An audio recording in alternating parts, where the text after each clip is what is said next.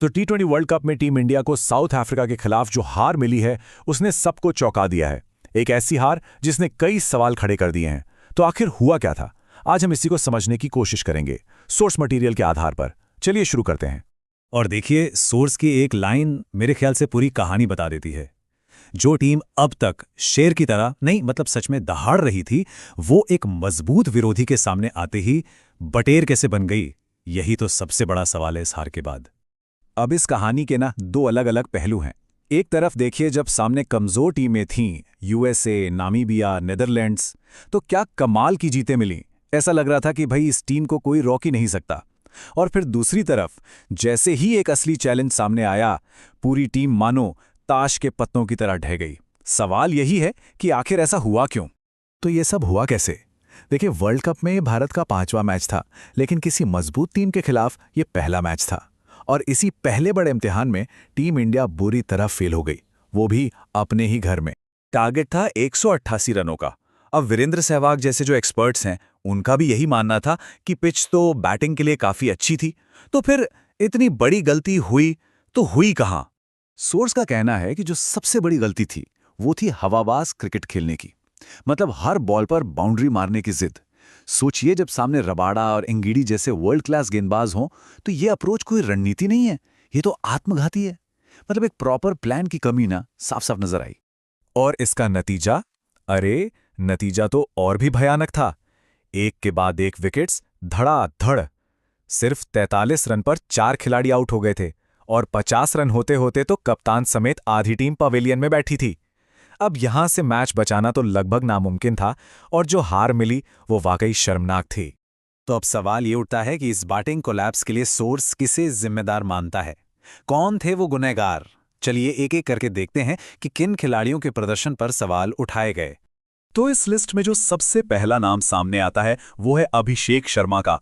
Run बनाए उन्होंने सिर्फ 15, और मजेदार बात यह है कि ये 15 रन भी पिछली 3 पारियों में लगातार 0 पर आउट होने के बाद आए। जरा सोचिए, 0, 0, 0 और फिर सिर्फ 15। ये परफॉर्मेंस तो सवाल खड़े करेगी ही। और यहीं पर सोर्स की निराशा ना बिल्कुल साफ दिखती है कि भाई तुलना तो हो रही है विराट कोहली से, लेकिन जब बड़ी टीमों के खिलाफ परफॉर्म करने का मौका मिला तो बल्ला खामोश। जैसा सोर्स कहता है, जाओ अफ्रीका जाओ, इंग्लैंड जाओ, ऑस्ट्रेलिया जाओ, वहां जाकर रन बनाओ, तब दुनिया में नंबर 1 कहलाओगे। चलिए अब लिस्ट में अगले नाम पर आते हैं, तिलक वर्मा। स्कोर सिर्फ 1 रन। और सोर्स के मुताबिक मामला सिर्फ रन ना बनाने का नहीं था, उन्होंने एक बहुत जरूरी डीआरएस रिव्यू भी बर्बाद कर दिया, जबकि गेंद बल्ले से साफ साफ लगी थी। तो मतलब ये एक डबल फेलियर था। अब तीसरा नाम है ईशान किशन का।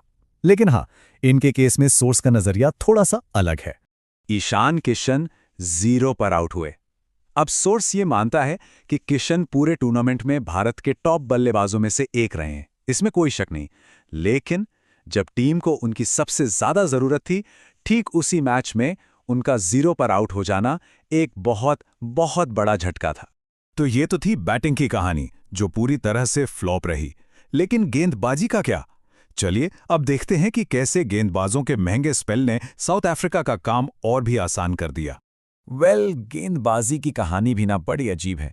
एक तरफ बुमराह और अर्शदीप ने क्या कमाल की शुरुआत दी थी। साउथ अफ्रीका के 20 रन पर 3 विकेट गिरा दिए थे। ऐसा लग रहा था कि मैच कंट्रोल में है। लेकिन फिर बाकी गेंदबाजों ने आकर जैसे रनों का नल ही खोल दिया। और ये अंतर देखिए, एक तरफ हैं जसप्रीत बुमराह, जिन्होंने 4 ओवर में दिए सिर्फ 16 रन, कमाल।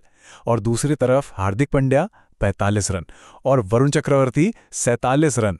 सोर्स के हिसाब से यही वो अंतर था जिसने मैच भारत के हाथ से पूरी तरह छीन लिया।